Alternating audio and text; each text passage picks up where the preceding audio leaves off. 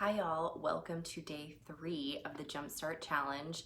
Today I'm going to touch on a topic I find really interesting and love reading about, which is neuroscience. Our day 3 task is about the power of using journaling to shift your thoughts. I think there's been a lot of talk about the positive effects of journaling, but not a whole lot about how those effects are actually achieved. So if you're like me, I'm sure you've probably got at least a few journals lying around from failed daily journaling attempts.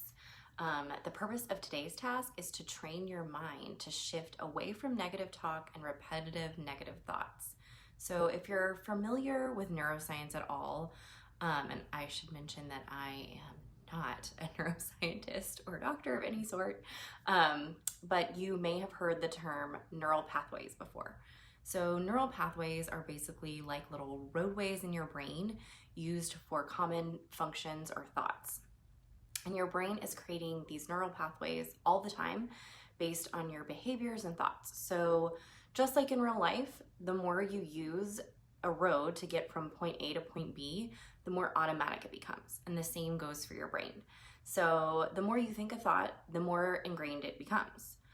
Fortunately, new pathways are easily created. So this flexibility of the brain is called neuroplasticity.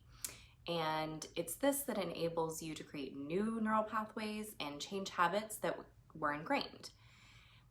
I think it's really fascinating to know that you can literally change the physical makeup of your brain simply by changing the thoughts that you're thinking. So for today's task, grab your journal or notebook. So I've got mine right here handy, and a pen or pencil, and you'll use the prompts that are listed in the day 3 email to fill in your answers. The purpose of the journal is to create thought habits, so try to do this task at least 5 to 7 days per week. The best time to do this task is at the end of the day when you have maybe 5 to 10 minutes to yourself. Maybe it's right before bed or even right before you leave your workspace for the day.